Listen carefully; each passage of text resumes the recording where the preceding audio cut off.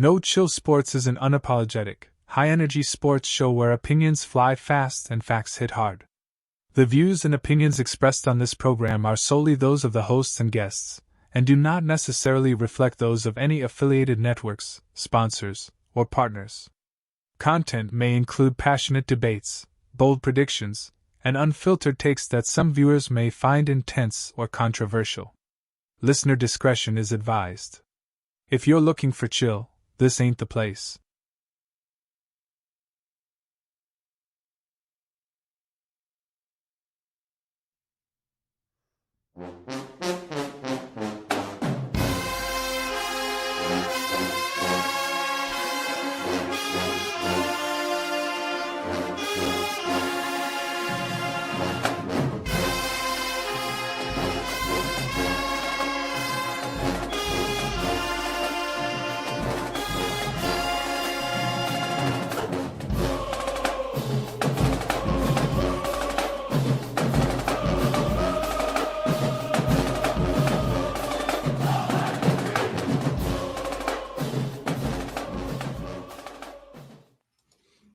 Hey, welcome back to another high episode of HBCU Hour, where the legacy lives loud and the culture takes center stage. From the gridiron to the hardwood, we shine a spotlight on the soul of Black college sports. This ain't just coverage, it's a celebration.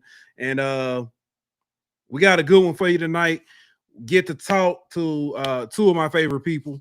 Got Mr. Zach Blue McKinnell and also Troy White from the Gathering of Old Men podcast.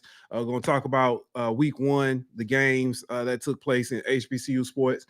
I'll just say this. It's a lot of teams out there that we had y'all on for the previews. Y'all definitely lied.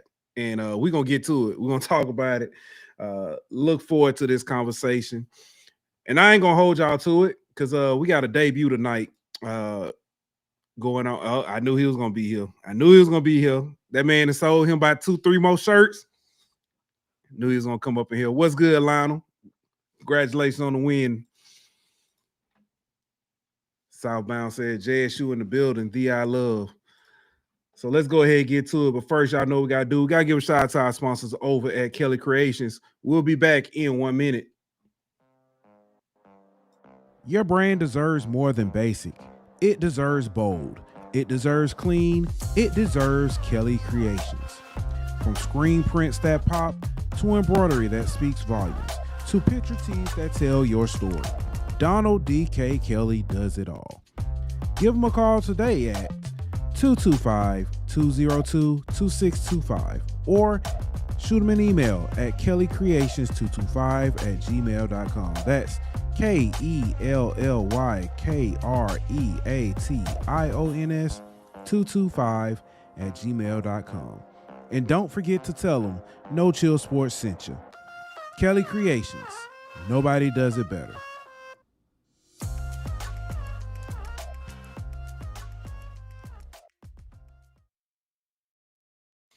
Welcoming back to the show, none other than our good friend from the Gathering of Old Men podcast, Mr. Troy White, and everybody's favorite, FCS Central, the Blue Bloods, our good man, Zach Blue McKinnell. Fellas, thank y'all for joining me tonight. Hold on, let me go ahead and get y'all right. Y'all know it's how it is when it's a one-man operation. Yeah, there we go.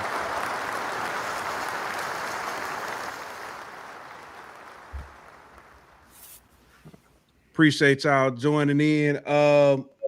Before we actually jump deep into the conversation, overall, I don't know how y'all felt about the weekend. College football as a whole is back. Loved every bit of it. But initial thoughts on how it went. Go ahead, Troy.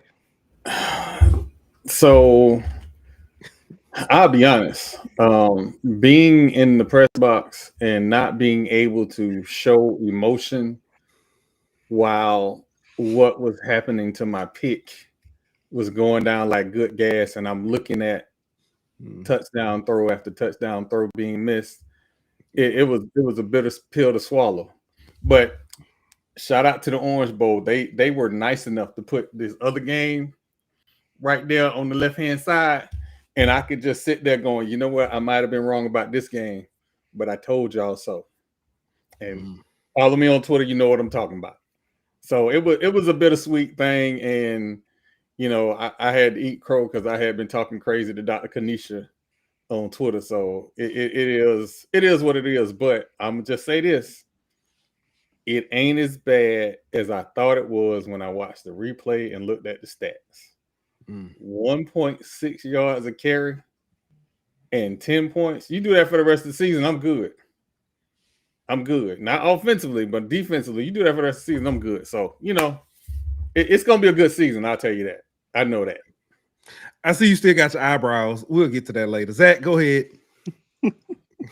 Nah, man. I like you said, I was excited that we got a full weekend of college football. Last week was that little bit of an appetizer. There were some positives, but I mean, there was a lot of negatives too, man. There was some real sloppy football this weekend, and I mean, there might be like if you were making an HBCU top 5, I don't even think the full top 5 would feel good about their team right now. And I mean, there were some teams that I think got to have some questions to answer, even teams that won. But I still think at the end of the day, man, that it's going to be a good season, and we'll see. It's the biggest jump in improvements from week 1 to week 2, but there's a whole lot of improvement that needs to go on this next week for a lot of teams. Yeah, it's funny. One of the teams that I actually was like, oh, I like this team.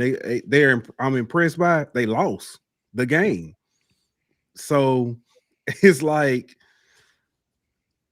what do you do with that? You know, I'm not a moral victory kind of guy. I do like, you know what I'm saying, I am a process guy where I can look at the entire process and understand and say, okay, well, I can see where they can get better, or I can see, you know, where the positive is. But I'm also not a guy, well, it was only such and such points. I'm not that type dude. So but man, let's go ahead and get to it. Speaking of feel good and processes, I'm gonna lump these two games together. They weren't playing each other, but Norfolk State, Delaware State coaching debuts for Michael Vick and Deshaun Jackson. I will say this: who I thought would be the better head coach did not look like who I thought would be the better head coach. The team who I thought would be the most prepared, yeah, we'll leave it at that. Troy, I know you went first. Zach, go ahead. Yeah, Norfolk State might have some problems. I'll say this. I don't think Vic ever looked comfortable on the sideline. He didn't look comfortable in the interview, and he damn sure didn't look good in the post-game press conference either.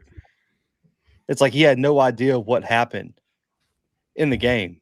There were just questions that he really seemed unprepared for, and even for a first-time head coach. So, I mean, I guess I give him grace, but then in today's press conference, I don't know if y'all saw, he came back and said that he was going to go back and start Izzy Carter after what we just saw this past Thursday. How in the world, like, if you're Otto Coons, like, how do you stay at Norfolk? Like, I outplay this dude. It wasn't even close, right? Like, it wasn't even like, oh, I can make the argument for Izzy Carter. It's, I played so much better than him. He never got back to see the field, and we scored our only touchdown with me in the game. We would have scored 2 more if we didn't have stupid penalties.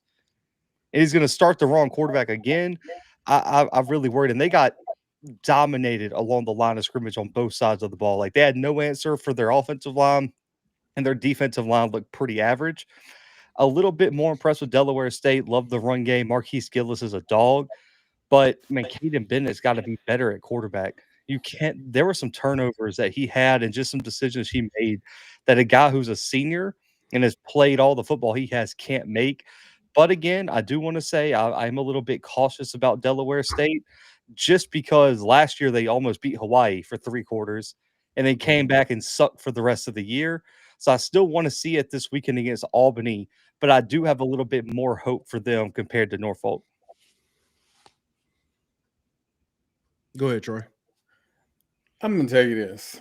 So leading into this season, I kept looking at what was recruited at Delaware State because we saw all the splash players. We saw all the skill position players. We didn't see a lot of offensive linemen.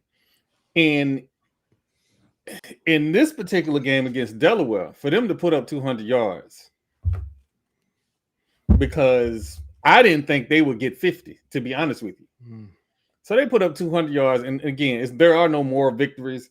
You do have a starting quarterback who should have been better, who has played better against better competition. He should have been better. There's no question about that. If they can get 70% out of his capabilities, Delaware State might not be the bottom of the MEAC.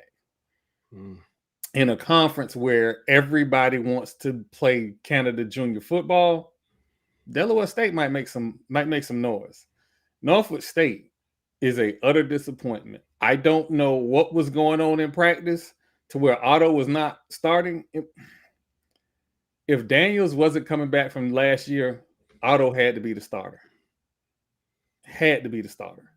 And it looked bleak until Otto got into the game.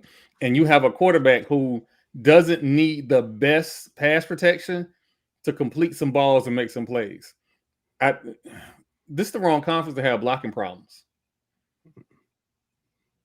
Facts. Thursday, when I was seeing that, I was like, well, I mean, is it because it's Townsend? Is Townsend just good? Or is it just...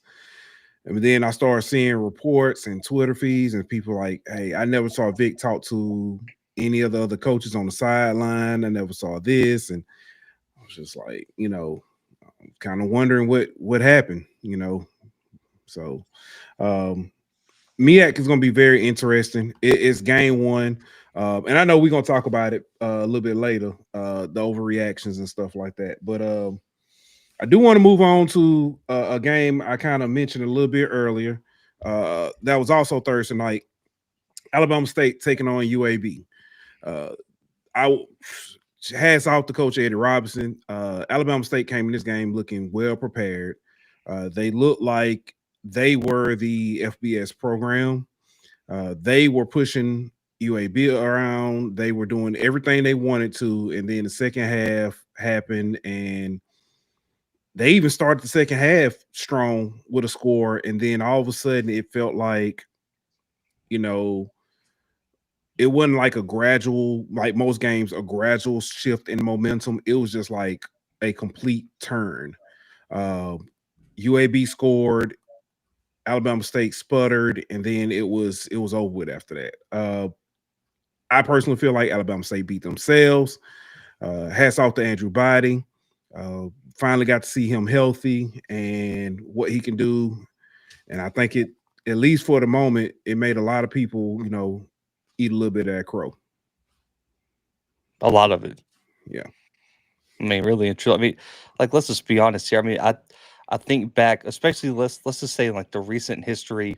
Man, we have not seen a quarterback do that against an FBS school in the SWAC in a long time. When's the last time y'all can like point to a guy who did that against an FBS school? Maybe Kincaid. What was it? They played, this is was it UNLV or Arizona? They played Arizona. That year? Yeah, he went. He had a good game. Or Newton. When they played Kalen UNLV. Newton, when they played UNLV, yeah. But I think it's very funny that some people are downplaying it, because if it was FAMU's quarterback, if it was Jackson's quarterback, if it was Southern's quarterback, everybody would be hyping it up. But it's kind of weird that now all of a sudden UAB is just trash and we shouldn't really be looking at the game. And shout out to me and Troy's guy Sam, who played wide receiver in Montana, man. He went back and did a film breakdown on that game, man. I really encourage everyone to go watch it. He made some high level throws in that game, and I really do think the way Southern's playing right now, there's a good chance he could do it again this weekend, and that would be another big statement for him. And with the way FAMU looked this weekend, man, it really does look like it could possibly be Alabama State Jackson determining who gets to that SWAC championship out of the East. And I cannot wait for that game, man. But shout out to Andrew Body and also to the refs, man, made some real bad calls down in that game late. I don't ever like to put it on the refs, right? And Bama State still had chances to win it.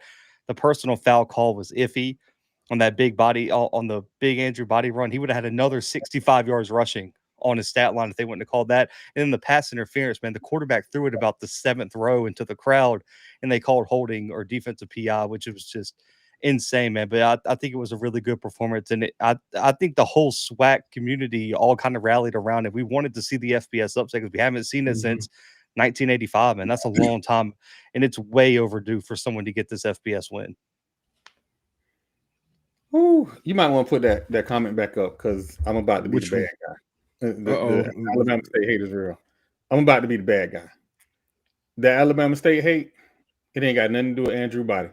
Just like I said on Twitter, he been that. We not lowering the bar because he had Alabama State. Now we need to go back to the first game last year as to why we feel the way we feel. We saw Andrew Body get run around like little league quarterback, and then he got hurt. This game, he's dropping back, making throws that we knew he could make from Texas Southern. Why we weren't doing that last year? So the bar was lowered, not on Andrew Body, but the coaching staff. That's one. Two, this UAB squad, this head coach has graded on every one of his coaching staff members. He's lost coaches. And then they did not recruit the way we thought they would. That's why Alabama State was as close as they were, because Alabama State's top-end talent is equal to UAB's top-end talent. The only thing that hurt Alabama State was defensively, they didn't have the dogs, the depth to keep the game going. That's it. If it wasn't for that, Alabama State may have very well put off the upset. But we also got, if we're projecting forward, they got to fix that defense before they get in the SWAC East play. Well, I will throw this out there too. It came out after the game. They were not playing 6 starters defensively. So now I know that's not excuses, right? But guys, 6 starters is a lot for an FCS school. If you were playing another FCS school to go into an FBS game with over half your starters out, God, that's brutal. And I still thought the defense had some moments, but I think the offense, I really, and this is no shot at anything, but that fumble where Body just kind of panicked and threw it behind the line of scrimmage, that play hurt them. But then if you remember, they had 2 or 3 drop picks, and the crucial one was to Mike linebacker over the middle. You remember he jumped up, it hit him in the hands, and when he went to bring it down, he kind of batted it down. They scored like 2 plays later to break the game open. If he picks that off, they win the game. They just have to capitalize. Like, I don't think people understand, because like watching the FCS as a whole, you have this big pot, right? And you need all these perfect ingredients to pull off an FBS upset. Missed turnovers, you turning the football over, not playing all your starters.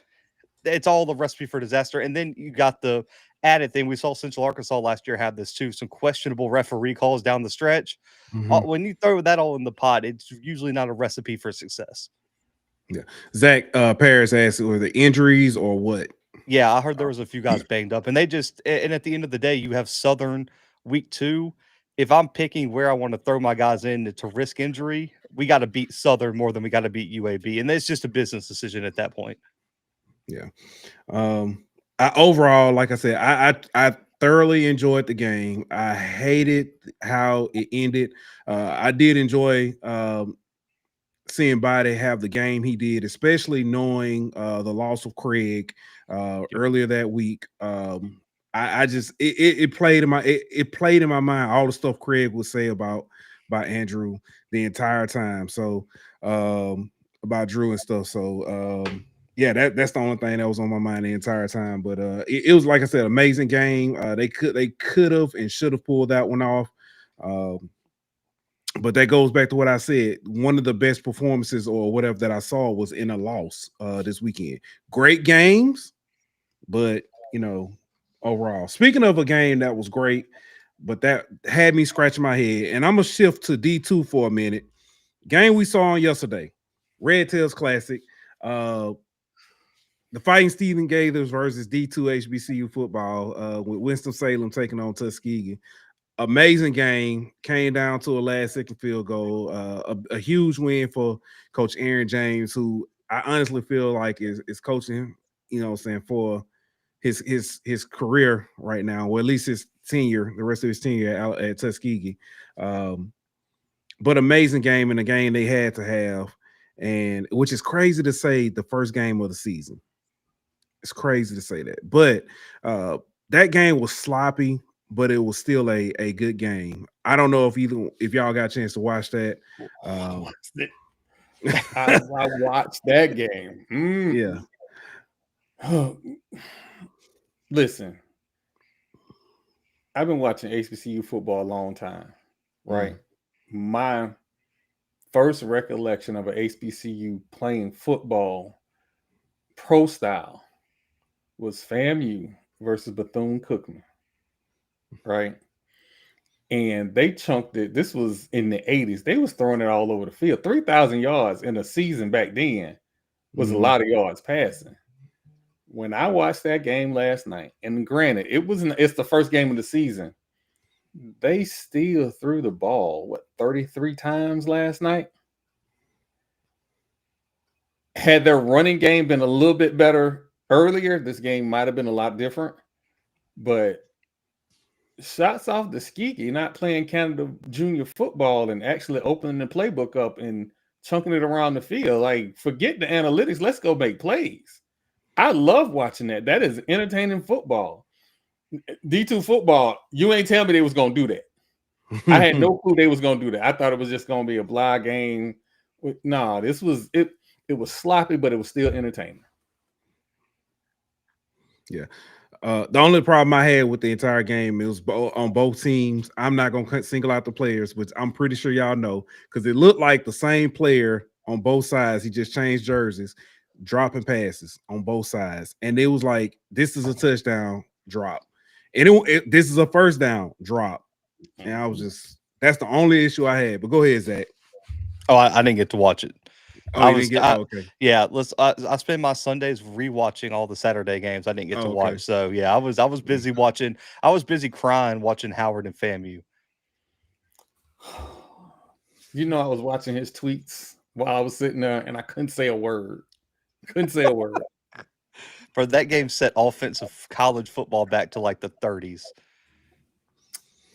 Well, since we there, let's go ahead and talk about the Orange Blossom Classic.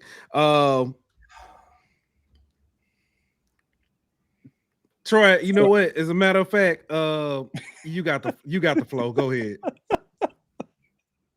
So, for all the fans that are upset about the quarterback situation, I take full responsibility. I was one of the main ones hyping up a player that came in based on what he did at his previous stop. So I'm part of the problem. But I will say this. First half was disappointing. I'm not going to lie. Offensively. Defensively, 1.6 yards a carry against the mighty MEAC.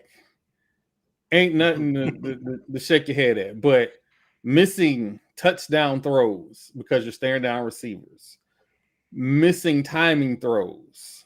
Being uncomfortable with running. Like RJ Johnson is a dual threat quarterback. If you go look at his high school tape, he gets somewhere. He's not, let me scramble to make a play in the passing game. He is scrambling to get somewhere. He goes from 0 to 60 real quick, and he was hesitant the entire game. His decision-making was a little iffy. But it's not all on him. Also, we get down in the red zone. You get down in the red zone and get on the center. You make the first big running play of the game. The very next play on the center, you get a holding call and shut everything back. That can't happen. That's execution. So attention to detail was a problem offensively. I think I graded the offensive line passing wise was a C+, and running game I gave them a C-, simply because they weren't under center enough. The other problem, or the other thing is, in the second half, I got to be honest. Going into halftime, I think RJ had, if I'm not mistaken, 53 passing yards going into halftime. I'm sorry, 73 passing yards going into halftime, and I think his QBR was like 81 or something like that. Coming out in the second half, he had a much better second half. However, there were still issues with staring down receivers, bad mechanics. Those are things that can be cleaned up. But my better question is, and this isn't a shot at the coaching staff or anybody else, there needs to be a quarterback battle. Because I can't just tell the fan base, I got a quarterback that threw for 2,700 yards last season on a team where he was clearly the best option and did not have much of a offensive line. That can't happen. There has got to be that. It's got to be a battle. And the fan base are very knowledgeable of recruiting. They go and look. They listen for talking heads like me to say stuff. And I fed them all the red meat they ever wanted. And if you ask me, do I think if the other quarterback was in the game, would it be a difference? Don't ask me that question. Y'all not going to like the answer. Mr. Jackson asked, was this his first game at D1? This was his first game playing D1. I don't care that he came from Toledo. He had no live fire action. We have game tape of another quarterback standing tall against the blitz. Like, it's out there. It's available. I found 4 games and I didn't even look hard. So, and it looks good too. Listen, this guy, his tackles at his previous school sucked. And I'm being gentle. And he stood tall in the pocket, made throws, moved around in the pocket. Like, this is the most criticism you will ever hear me give of FAMU. Technically, Willie was there this weekend. Oh my God. Like, listen, if y'all ever want Cozy to be successful, you got to stop inviting Willie to stuff. As long as the fan base can say Willie, it's going to be a problem. We forget Willie lost to Jackson State in a similar low-scoring game. Yeah. We forget about that. But this was Howard, though. Yeah. Paris, not Paris. I'm sorry, I hit the wrong one. But Paris brought up a good point and said Willie was the evaluator of QB talent. So, but to be fair, he missed a few times. And I'm just y'all gonna be a bad guy. Y'all know that during the Celebration Bowl, I almost ran out the stands because Musa threw a interception right after I sent a tweet that said "game over." And it was a bad interception too. Like, it was one that like everyone should have known not to throw that ball. So when I say I'm comfortable, because I lived through that and I know a defense can carry you complimentary football. We just gotta, if we get 50% better play from the quarterback position, we win that game going away. And I look like Nostradamus and they score 2 extra touchdowns. But it's just got to be better quarterback play. I just don't understand how neither of these teams can run the football. Like, you come into the season 3-4 deep at running back on both sides. You return all this offensive line talent, and you can't run the football ever. Fam couldn't run the football for 80% of last year. Like, Howard has Eden James, guys, 5 carries for 8 yards, and they still couldn't run the football all of last year. At some point, we got to hold someone accountable for this. Again, go back to when they went on the center. They were able to move the pile, and then they had a holding call. After that,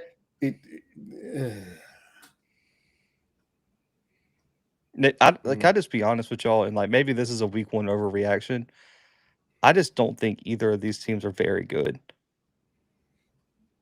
Like, we're gonna look back and just be like, oh yeah, neither of these teams were championship contenders in their respective conferences. So you don't listen to him. Don't listen. Do not blow up the timeline. Do not listen to him. I ain't got time. I'm be honest. I don't. I told you. I hate to say this. I think he's a nice guy. I have not seen enough to believe in Coach Kozer right now. I think he's a great guy. I think he may be able to do it on the defensive side, but it's something about that offensive side. He can't get it done. I don't believe that he can get it done.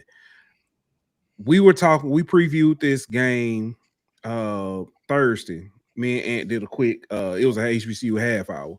And we previewed the game.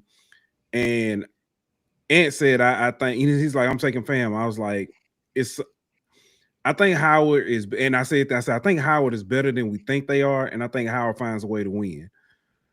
I still don't think. I think I was half wrong in that. I don't know if there's.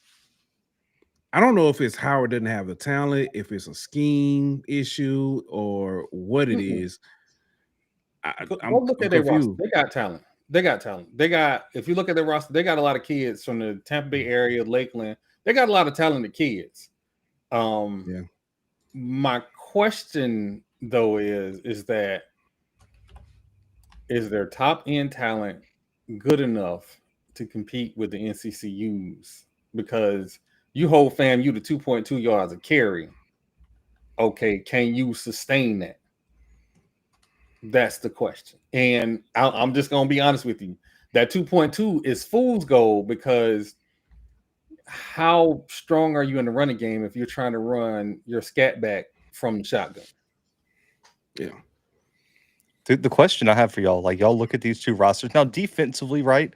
I think both these teams kind of lived up to the hype a little bit, but we'll see if that was just they were going up against bad offenses, because that could be the case, right? Maybe Fam and Howard aren't good offenses and both defenses look good. But look at the offenses.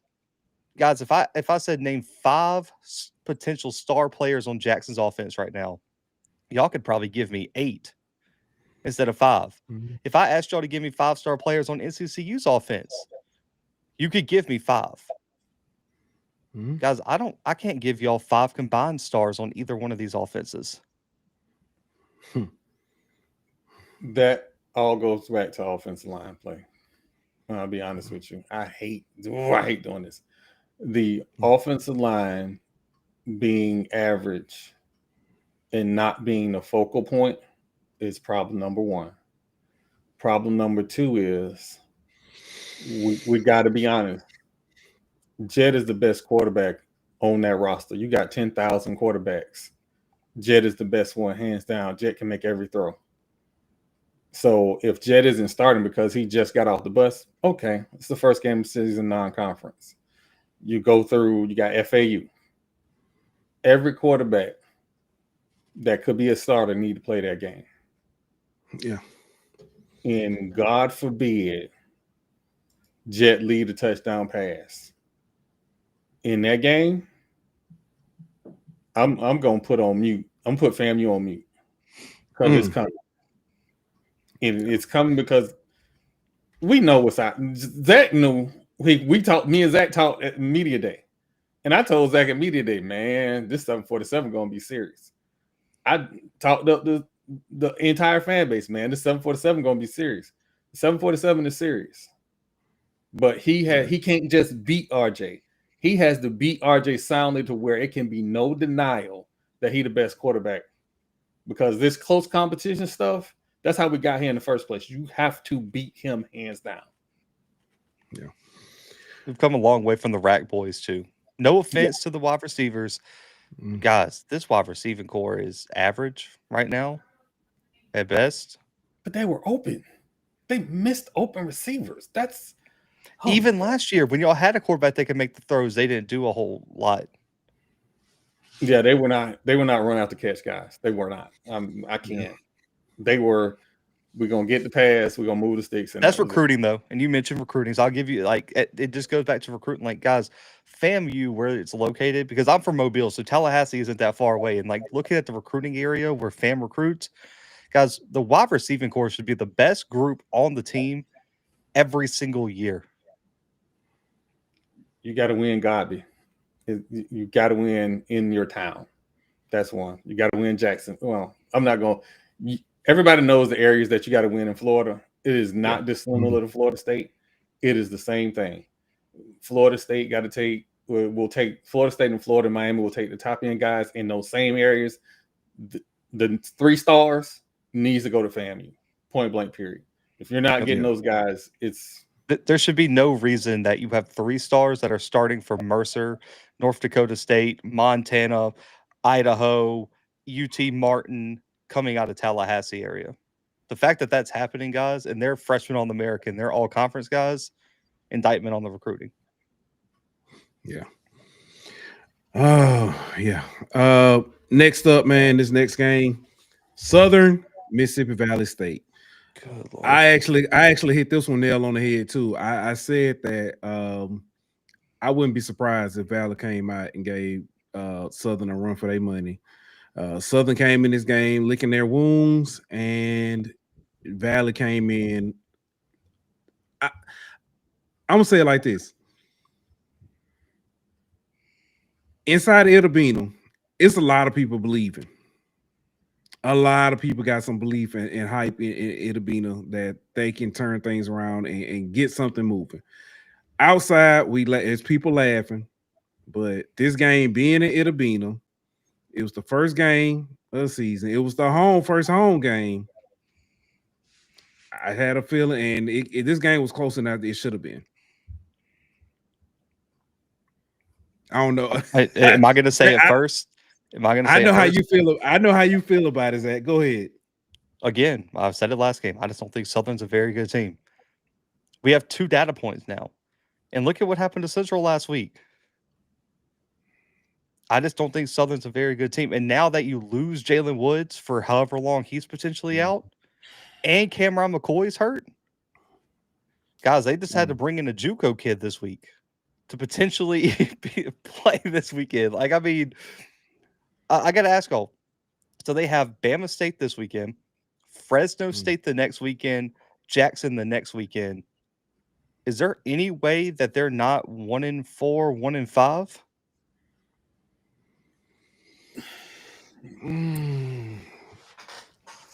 So I just want to note they still have not had a guy pass for over 100 yards this season.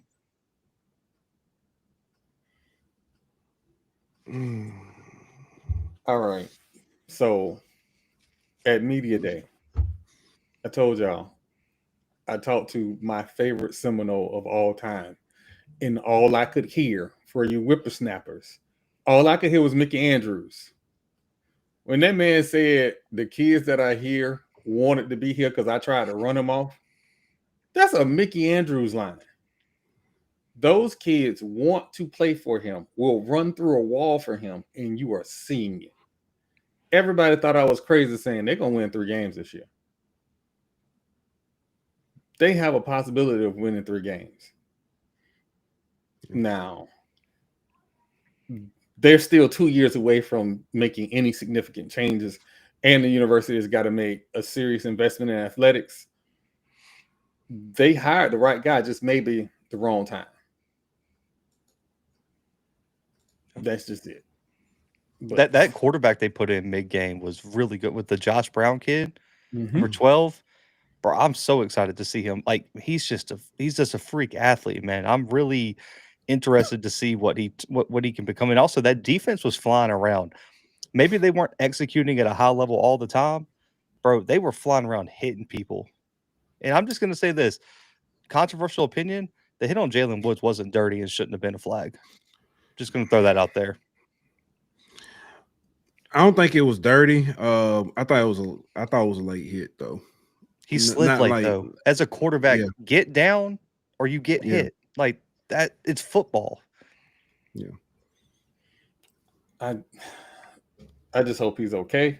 Yeah, and he is. Like they said, he can't play, but they doing good. I'm glad he is. But man, I just didn't like the discourse around the hit.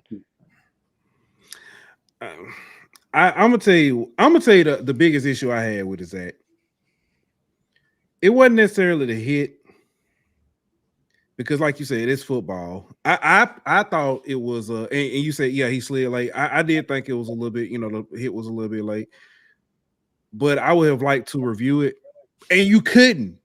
Yeah, that's the issue I got. Why can't we? You're a D1 program.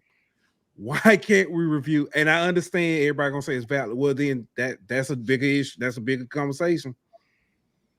It's a bigger conversation we need to have then. Do we know anyone who was at the game? Because I saw on Twitter there were conflicting reports. Like there was another reporter that came back and said that they did another review during the game. So they don't know if that was true.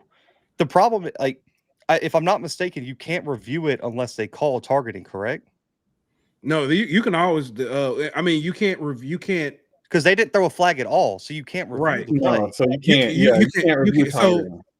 So no, there's a way. So it has to come from the booth. Like the coach can't challenge for a targeting call, but if the booth can come back and say, "Hey, this player is under review for targeting" or whatever, that I mean, it can come from there. But if somebody didn't see it, that's one thing. But yeah, because I just like the only thing I would not like to see is that this just turn into like, excuse my language, a shitting on Valley thing. Because like the odds of them not having replay are very low, and the fact that they could have looked at the TV replay, right? Because we know they had TV replay because they did replays during the game.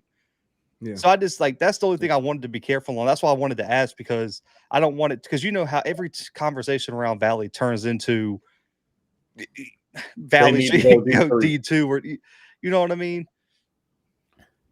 Yeah. Valley needs to come out and address they have the technological issues to actually, or technological capabilities to have high level football games. That is the very least. And if they don't have it, I'm about to beat that dead horse.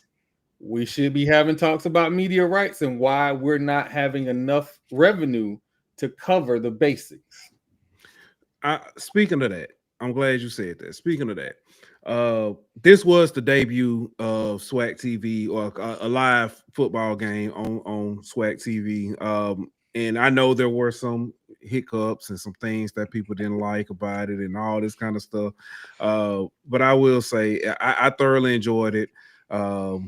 Being at least having the chance to see this game that otherwise we would have heard about in the papers or rumors, or we would have to wait till Monday or Tuesday. Perry drops the phone recorded video because he's the only person in the video. Yeah. So I do enjoy that. And then we'll talk about it later. Our game of the week from last week, the Labor Day Classic, that being on HBCU, on SWAC TV, phenomenal.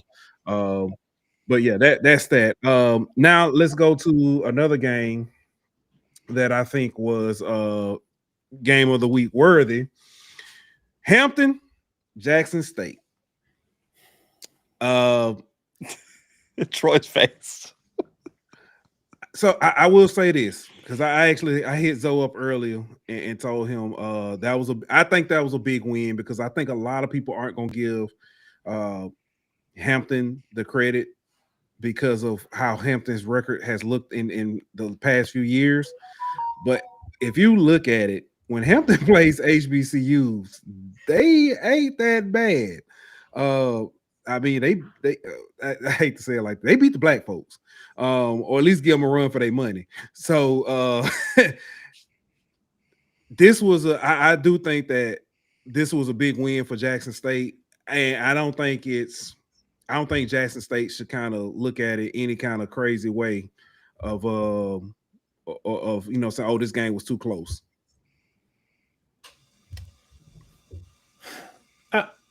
It's up to you, Zach. You want to go or you want to let me go? Go ahead, man. Go ahead. So we were told that Hampton has their quarterback, and that if they balance out their attack, this will be a much different game. Jackson went the other way with it, and then went, screw being balanced. We finna run it down your throat. We going full Canada Junior. Love it. And while this is winning football, and I absolutely hate that type of winning football, because I would have preferred Jackson to throw it 1 million times and score 8 million touchdowns, so we don't have this discourse about the SWAC being soft. It was a closer game than I expected, but Hampton is a better team than a lot of people give them credit for. Yeah. I do want to say, because Imperial News said don't start that narrative, because Hampton has gone to the wire with non-black schools and gotten beat. You're absolutely right. But what I am saying, if you look at their record against HBCUs, especially since they left the MEAC, Hampton is a damn good squad when they're playing HBCUs. They have gotten better the last few years in the CAA, but overall, Hampton is a really good school when they're playing other HBCUs. That's why I'm saying I don't want it to be looked at as if they are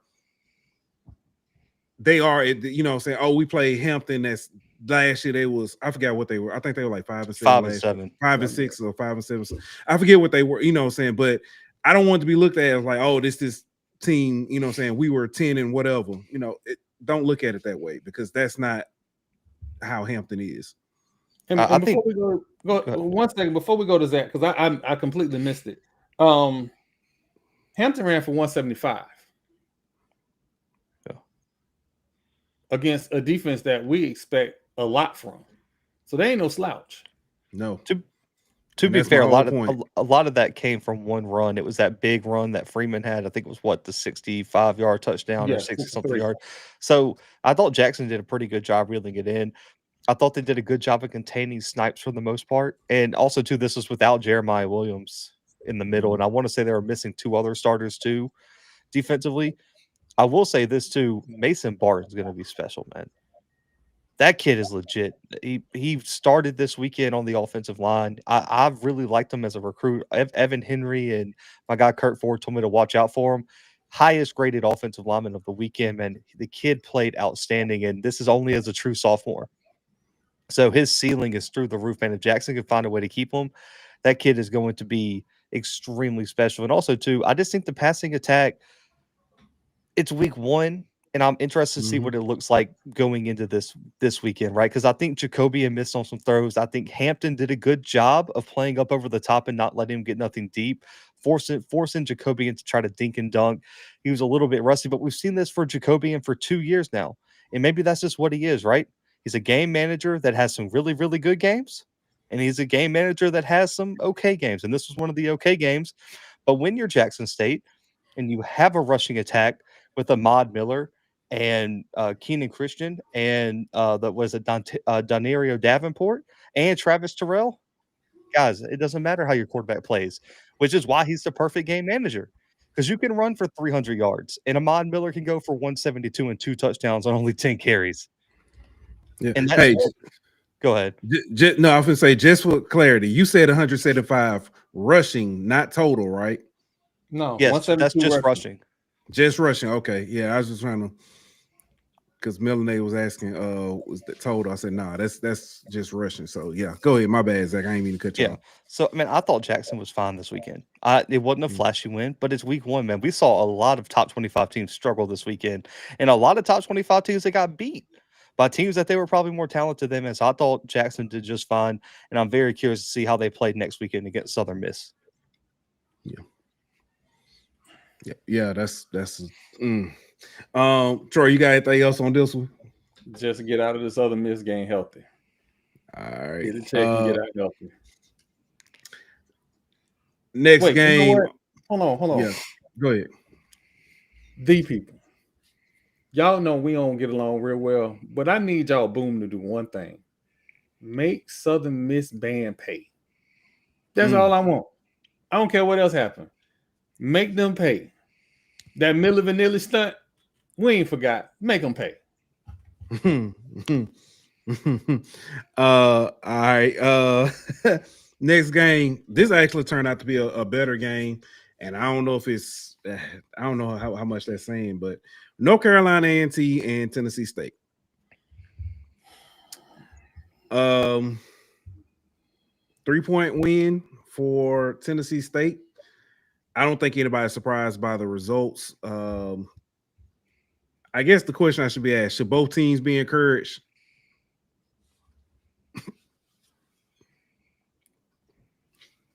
A&T had 3 turnovers.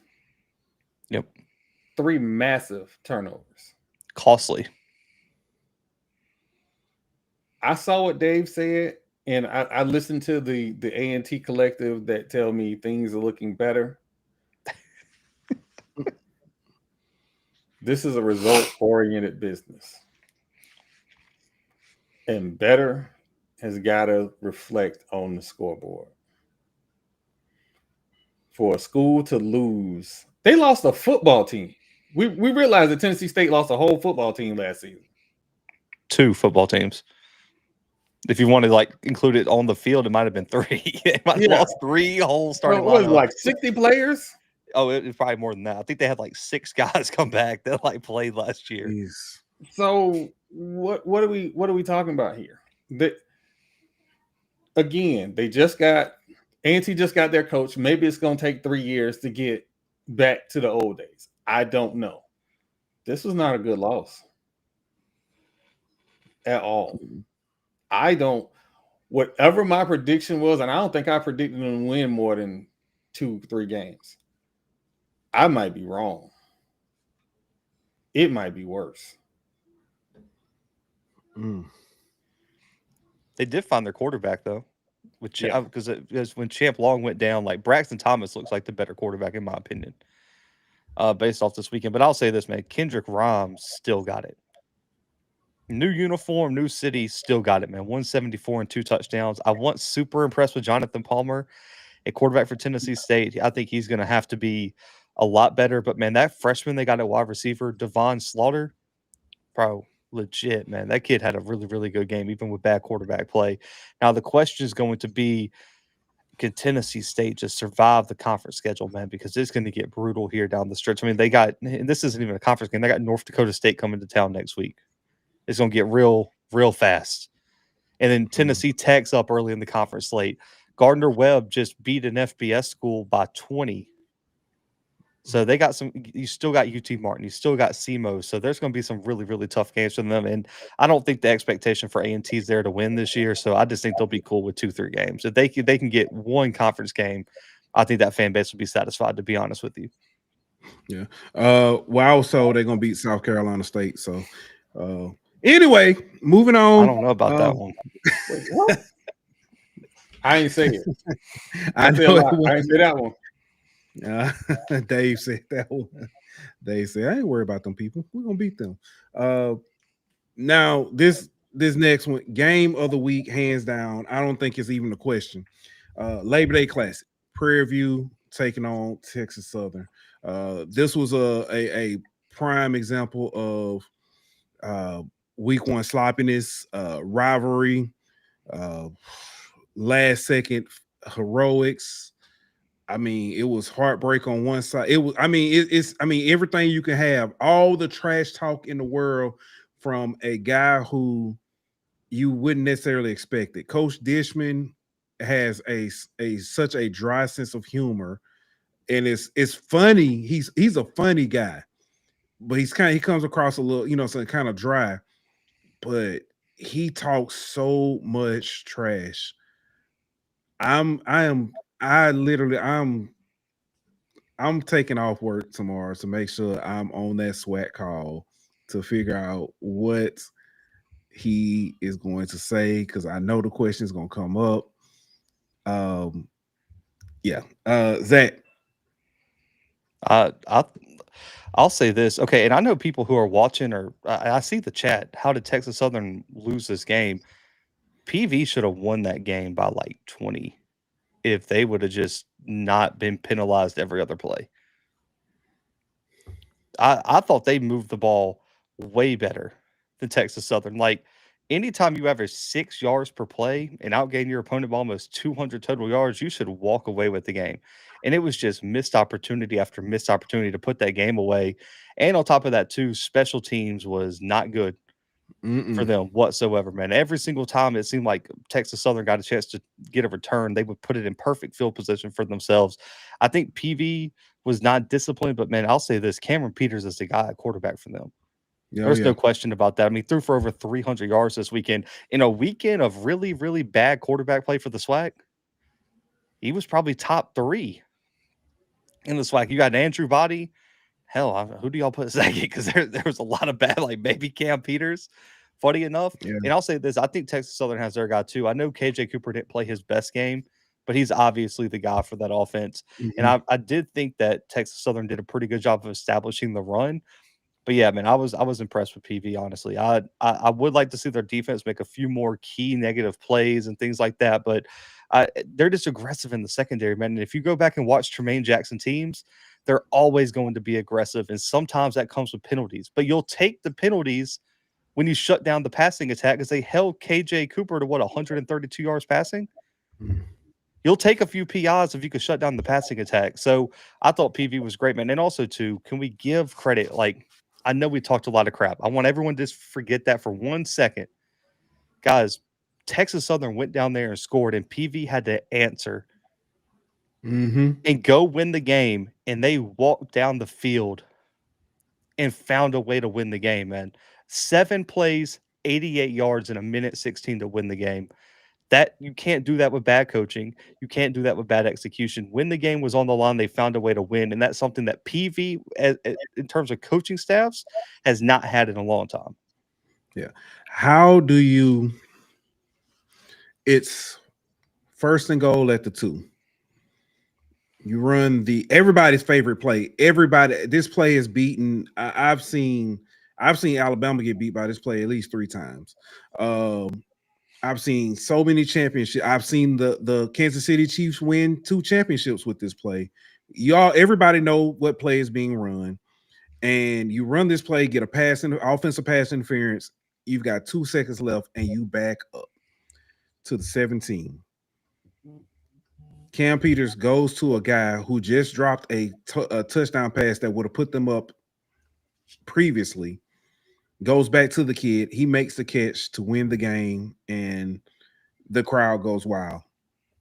It is, I mean, like I said, it's by far one of the best games of the weekend.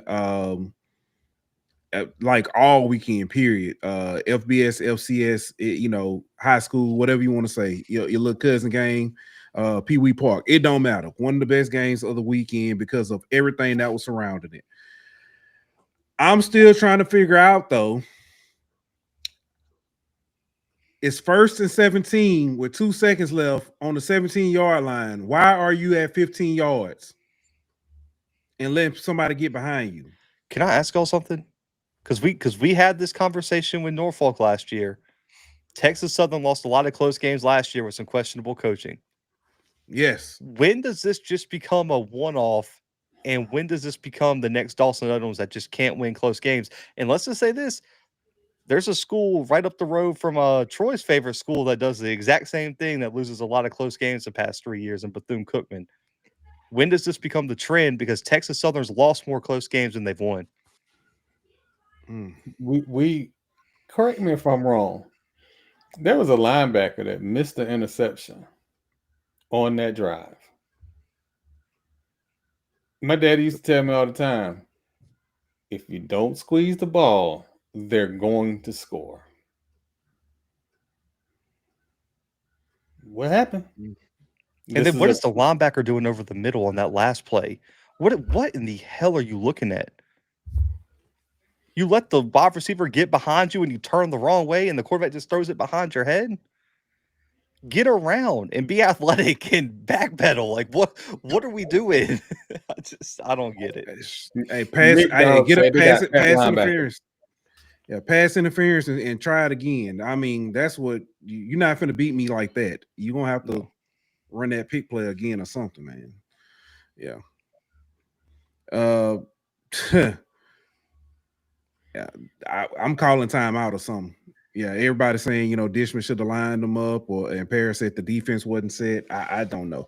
Like I said, I hated it, but for it to be the second game, pause. He right about that. Yeah. Wow. Really? I'm too old to be hollering pause every 5 seconds. Oh man, but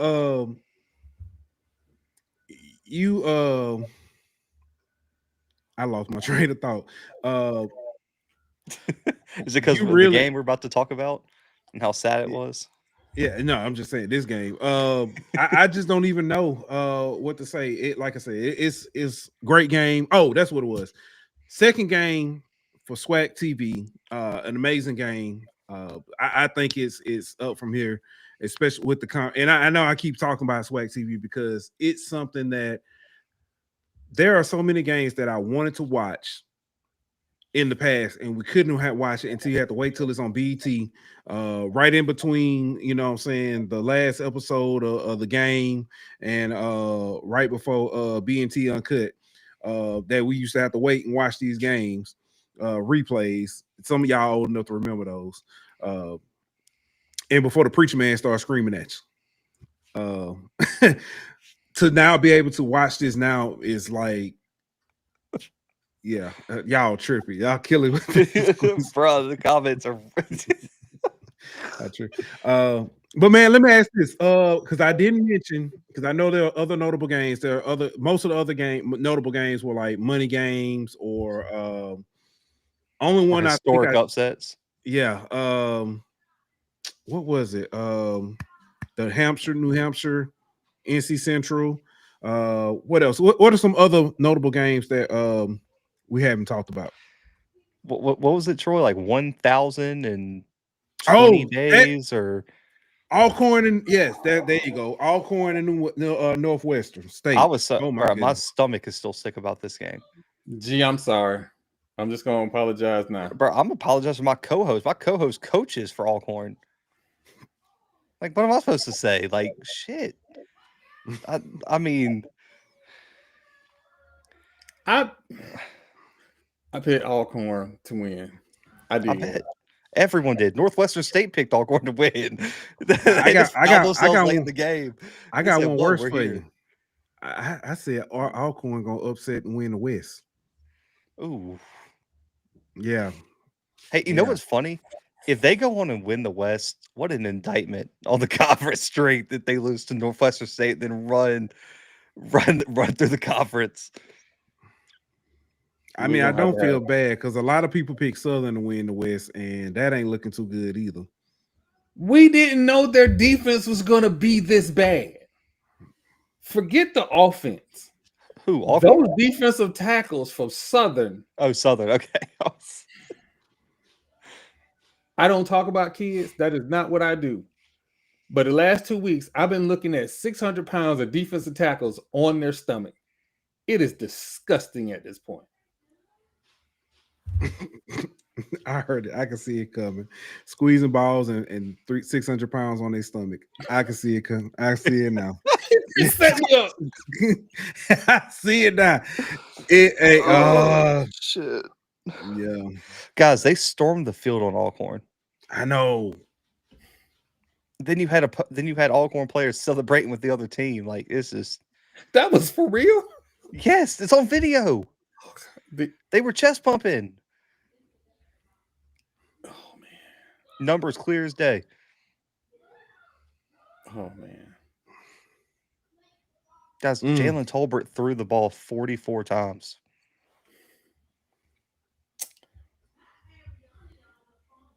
It's gonna be a rough show for you this week. For me, I didn't lose. I didn't lose. I went 12-2 this week. Oh man.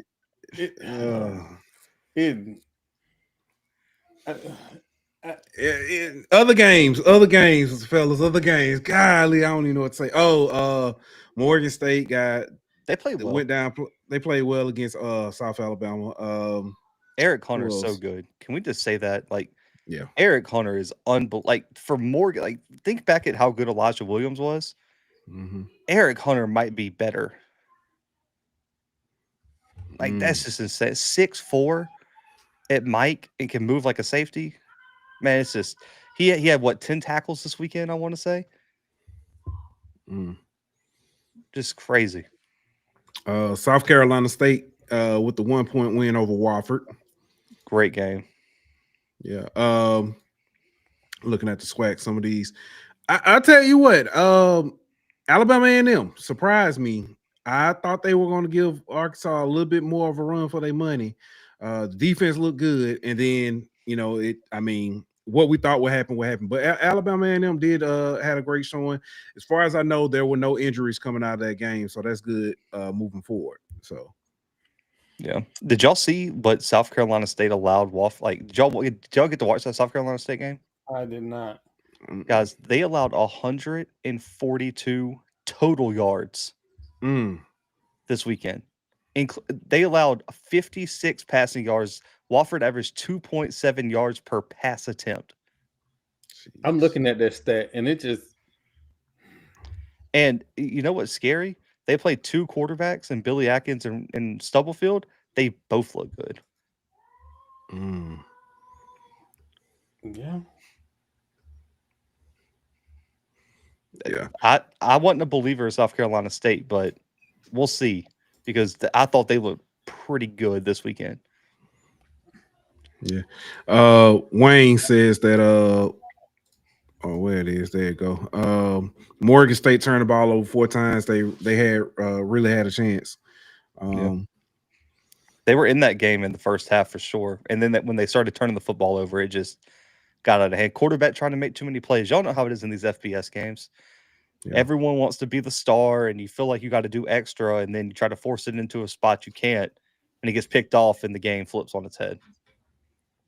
All right. Well, fellas, before we get ready to wrap up, let me ask this quick. Well, golly, before we get after all the conversation, before we end the show, I'll say it that way. Top performers of the week, as far as like individuals and teams. I think one is, I mean, it's easy. Andrew Body. You mentioned Cam Peters. Any other individual performance that really stood out? That kind Miller at running back for Jackson. Crazy performance from him, man. I was really, really impressed with him. Trying to think. Eric Hunter and the MEAC. I'm not going to say necessarily a top player, but Tariq Scott showed me something that I didn't think he had in the first half, because they were after him and he hung tight. And so I got to give hats off to him. He made the plays when he needed to make the play, and it won the game. Yeah. Black Gokin says Ahmad Miller, and he also says Quincy Ivory. Yes, and James Stewart for Tennessee State is a guy I want to shout out. Edge rusher, had 2.5 tackles for loss, a sack this weekend. Really, really good performance, man. And he's a little bit of a dark horse NFL prospect potentially. See how he develops.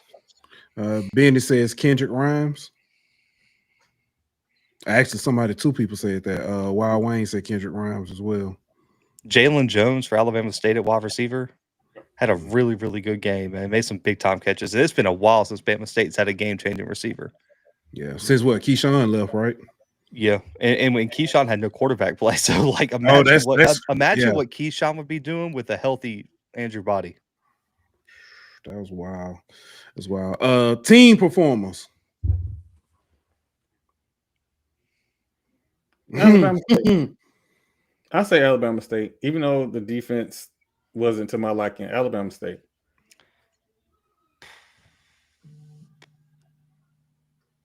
I don't want to pick a loser. PV. We'll go with PV. Yeah, getting it done. So, yep. I just want to say, God help the timeline for the next 6 days.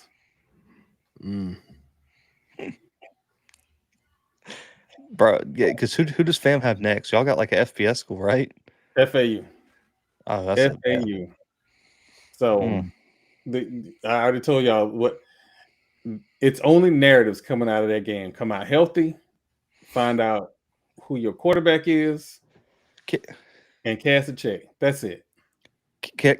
So I don't know if you guys got to go. I got one question for y'all, and I just want to stir up Troy's timeline here. You lose to I like it. You lose to FAU, right? That's 0-2. Obviously, okay. I say obviously because y'all are going to beat Albany State. What happens if y'all lose to Alabama State the week after, and you're sitting at 1-3 going into that Valley game? See, I've already imagined chaos. I'll go you one game before that. If you lose to Albany State with Quinn Gray coming into FAMU, who was on the short list,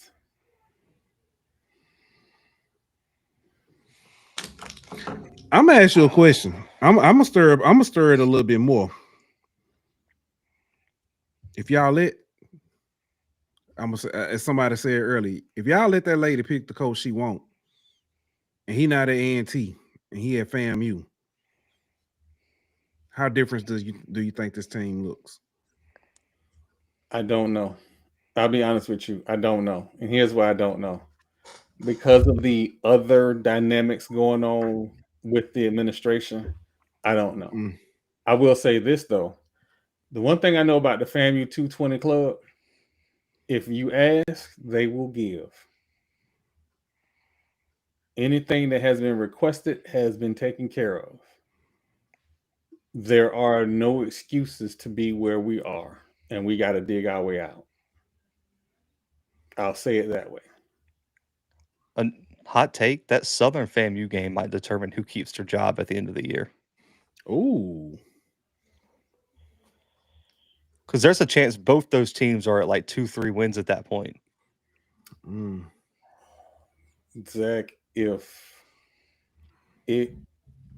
we get to the Alabama State game and there are questions, there will be rioting in the streets. I am hoping Cozy can right the ship to prevent that, but it's tough going forward. And like I can't, like, I am supreme optimist when it comes to FAMU, but there's one thing, and it's sad that it's one thing, but it's one thing that's got to get corrected, and this changes a lot of fortunes. We just got to get one thing corrected, and it changes.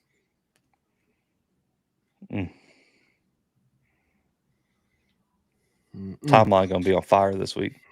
Yeah, it is.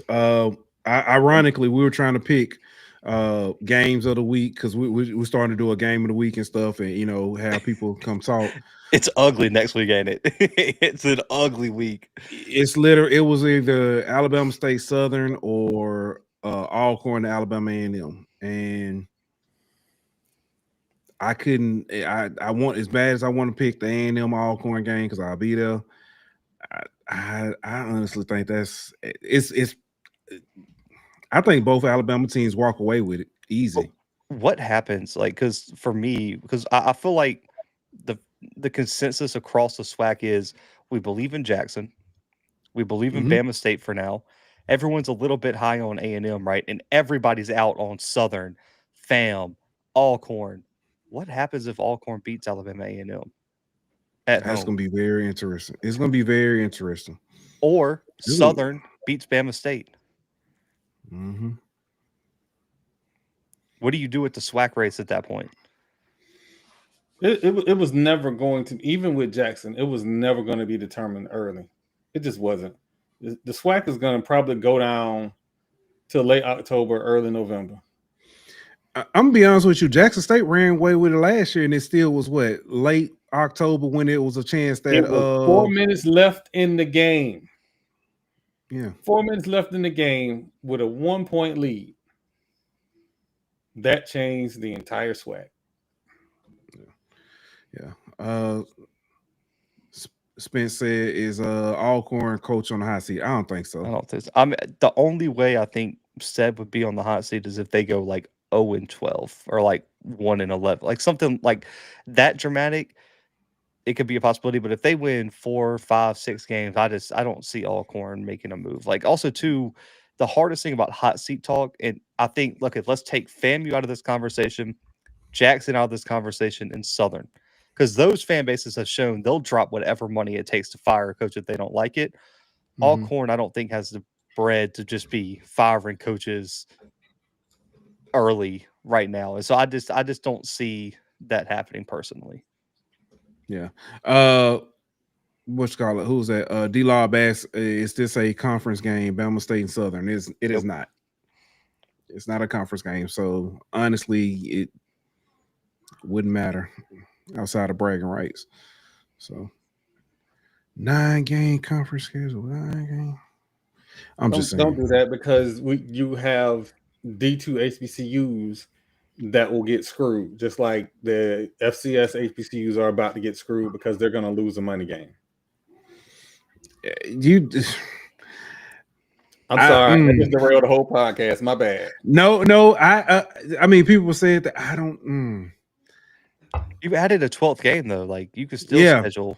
You added a 12th game, but certain conferences who shall remain nameless has made it a edict that you add a quality, that go to 9 conference games, and then you add a quality opponent that's not FCS to your schedule.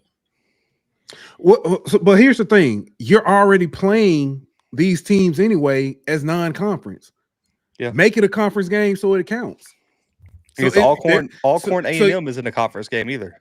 Yeah, because these D2 schools are not losing any money because they're playing these games anyway. Listen. I understand. Don't get mad at me. Don't get mad at me. It has not hurt Jackson State when they've lost in conference, out of conference games. It wouldn't have hurt last year. The loss to Grambling wouldn't have hurt last year, but yeah. I understand what you're saying. I think one or two things, or one, two, or both things should happen. And I've had this. Zach, I think you were on when we had this conversation. Yeah, non-conference games or divisionless, and either the irony of it, or both. The irony of it, if you go divisionless, it was only 2 years that it would have changed in the last 4 or 5 years. It's only 2 years would have changed. But if you had that 9, it just being away. That's you're right. It would have saved FAM a trip to Hammond to get smacked up by Cole Kelly. Hey, I'm just saying. But fellas, man, look, I've enjoyed this conversation. Ready to go ahead and get into this next week, start getting closer and closer to conference play. So when, instead of these money games where I understand why they're necessary or why they're done, but it's hard for me to know who is what, who is good, and who's who when it's so lopsided on one side or the other. Whether you playing a D2 or you playing a FBS, I don't know who's who. So, but before we go, I do want to. Coach Green asks. He says, "Who do you see Valley upsetting since watching them play?" I mean, would Bethune be an upset, or is that just Alabama A&M on the road? Stop. Oh my God! Stop! It's a hot take. I gave them 3 games. Hold on. Yeah. I'm pulling up their schedule. Do not get mad at me.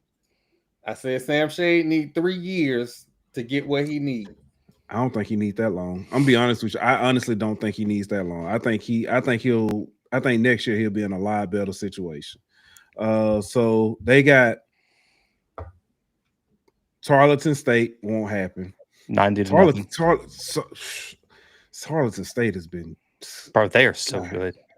Golly, they're what everyone thought Incarnate Word was gonna be. Like they're actually good.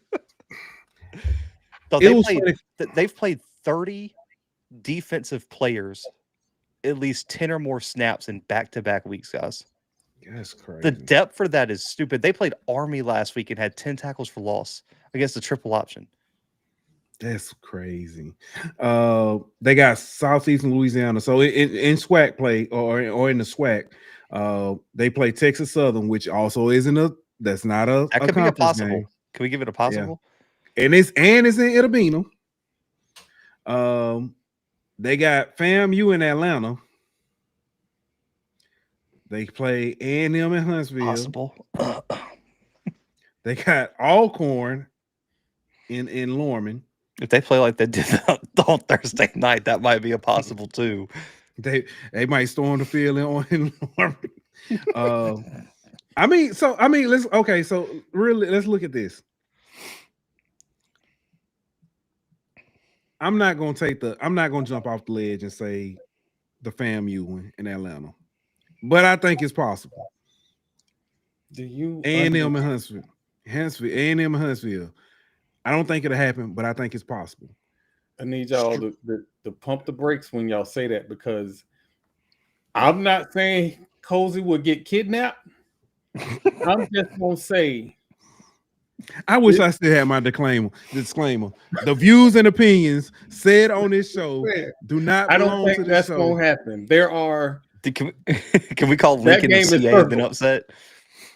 That game is circled for a reason. Bro, the fact y'all playing that in Atlanta is insane. That is so crazy to me. No, the fact that I couldn't get tickets till last week is insane. Jeez. So they got Alcorn in Norman. They got Bethune in Daytona. Jackson. They got Alabama State in Mobile. And they got Prairie View in Prairie View.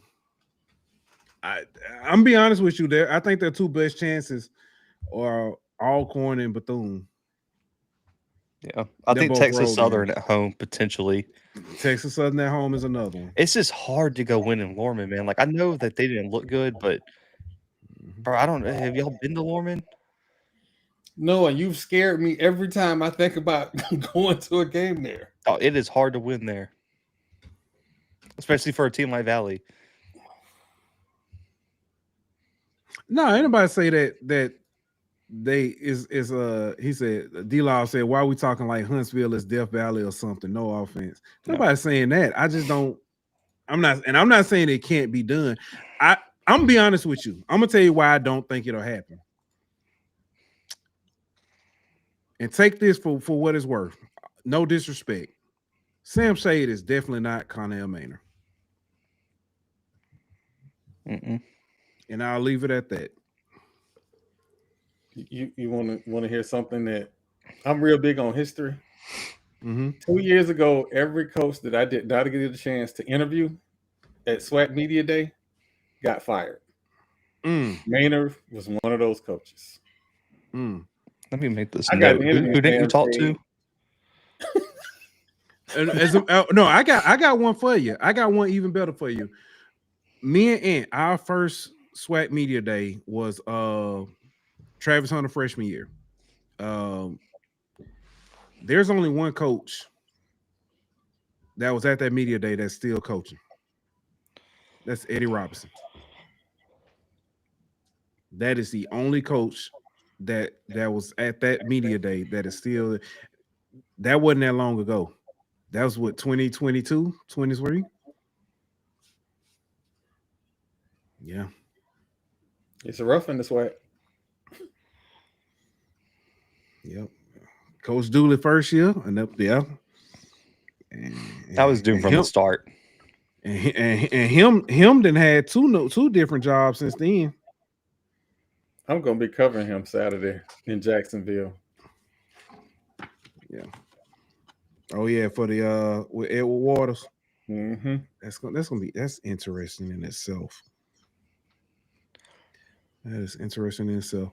Well, fellas, man, look, I definitely always appreciate y'all coming through and chopping it up with us. I'm finna finish watching this North Carolina TCU game. See Bill Belichick coaching people his girlfriend age, and has she called a play yet? I had scored a touchdown, probably. Yeah, they have. They've scored a touchdown. I don't even know who's starting quarterback. I don't know if Gio the quarterback or not. Bro, if it is Gio. South Alabama.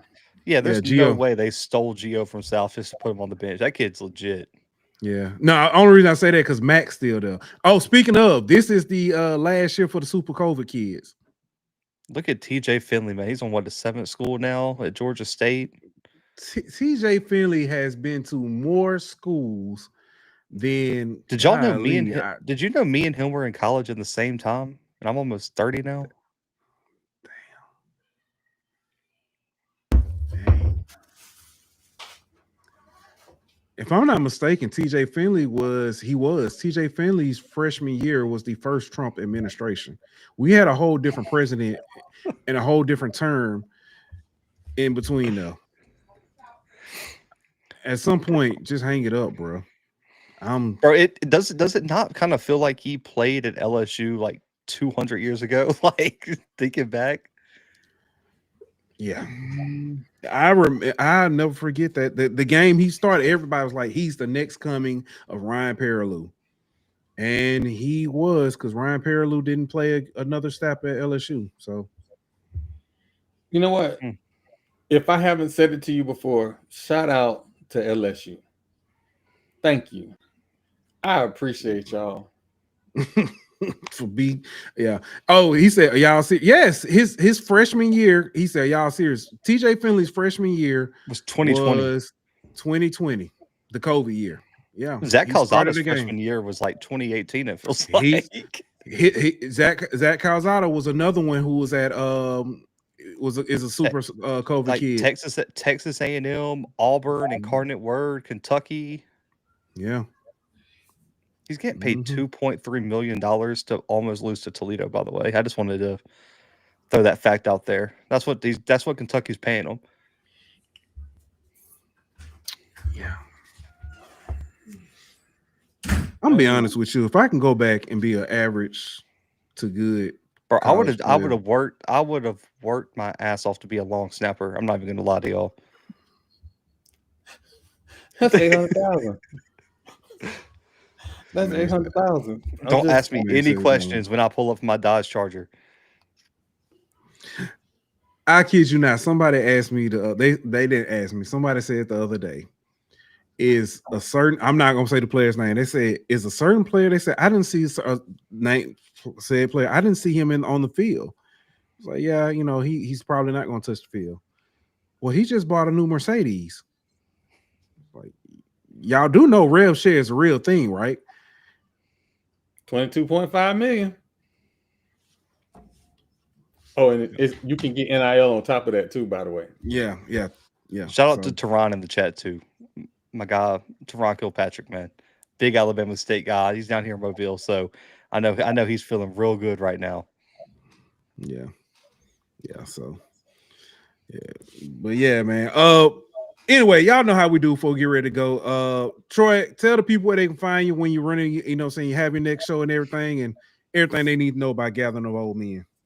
All right, so the Gathering of Old Men podcast, I get into a lot of trouble, but it's always honest. It's always led with love. I want to make sure you laugh, get the information. So you can find us at watch.fatmouthsports.net, or you can catch me on Twitter at the Jazz DAJAZ0027 on Twitter. Lighthearted fun. I try to keep it like, if you've seen me the last month and a half, you've been hearing nose by 10. It's still gonna be nose by 10. And fam, you're gonna be all right. Family, we okay. That's all I got. Yeah, I think you're lying about the last part. But go ahead, Zach. Yeah, I can't wait to see I can't wait to see FSU lose to Louisville and Boston College. But yeah, man, you know where you can find me, the Blue Bloods, on all podcast streaming platforms and YouTube, FCS Football Central on SI, si.com/college/FCS. And man, again, appreciate you having me on the show, man. I always have a blast on this one, man. So I really appreciate it. Hey, no problem. Hey, before we got started, I was adding y'all graphics to bring on the show, and Dylan walked in.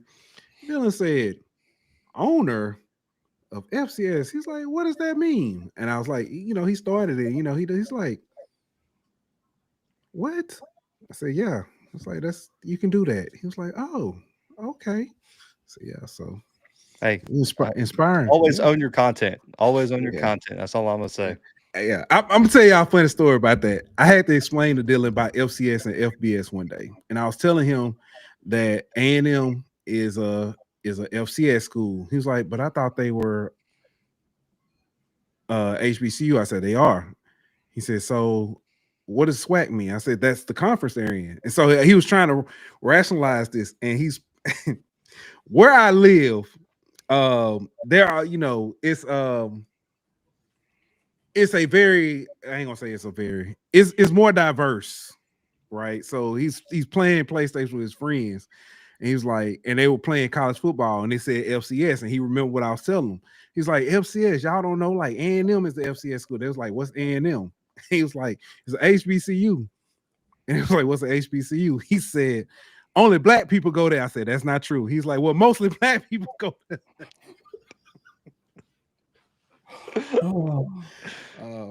But yeah, man, it's been fun. But man, I definitely appreciate y'all coming through. We'll have to do this again. I'm trying to line it up. We'll be talking. I think like I said, the game of the week this week is going to be Southern and Alabama State. Tune in Thursday. We'll have something special for that one. We'll at least try to make it entertaining. Appreciate y'all for coming through. We'll be back later on this week, and like that. We are out.